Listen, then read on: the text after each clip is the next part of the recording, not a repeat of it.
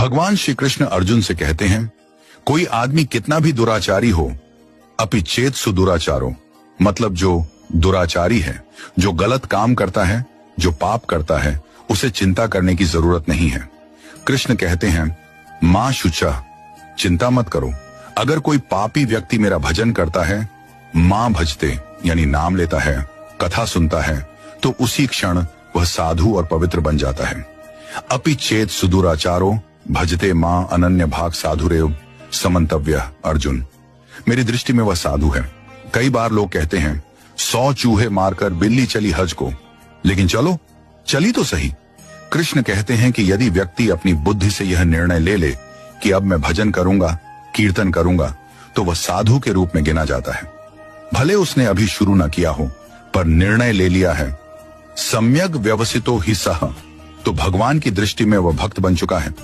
भक्तों, हमारे जीवन में निर्णय की बहुत बड़ी ताकत होती है। मन सोचता है, बुद्धि निर्णय करती है। महाभारत के युद्ध से पहले शकुनि ने दुर्योधन को कृष्ण से सहायता लेने भेजा और युधिष्ठिर ने अर्जुन को। दोनों द्वारका पहुंचे। कृष्ण सो रहे थे, अर्जुन चरणों में बैठे, दुर्योधन सिरहाने।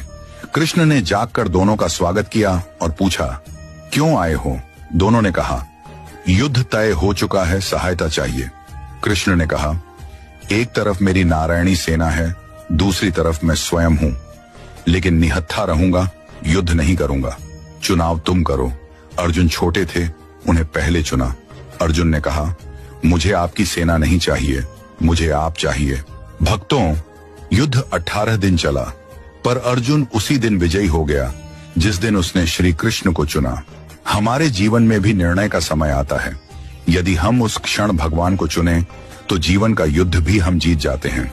कृष्ण ने फिर पूछा, अर्जुन, तुम्हारे पास अब भी अवसर है। दुर्योधन बोला, सेना मुझे दे दो। अर्जुन ने कहा, कृष्ण, मुझे आपकी सेना नहीं, बस आप मेरे रथ की बागडोर थामे रहिए। आप मेरे साथ हैं तो महादेव भी सामने आ जाएं, मैं उनसे भी जीत सकता हूं। जिसकी बुद्धि में यह निर्णय हो कि कृष्ण ही श्रेष्ठ हैं, भगवान उसे ही विजयी बनाते हैं। श्री कृष्ण कहते हैं, कोई कितना भी बड़ा पापी क्यों ना हो, अपिचित सुदुराचारो, यदि वह मेरा भजन करता है, कथा सुनता है, तो वह उसी क्षण पवित्र हो जाता है। जैसे किसी कमरे में वर्षों से अंधकार हो और लाइट का स्विच दबाते ही तुरंत प्रकाश हो जाता है। लाइट यह नहीं कहती कि मैं 10 साल से बंद हूं, थोड़ा समय लगेगा, स्विच ऑन किया और प्रकाश।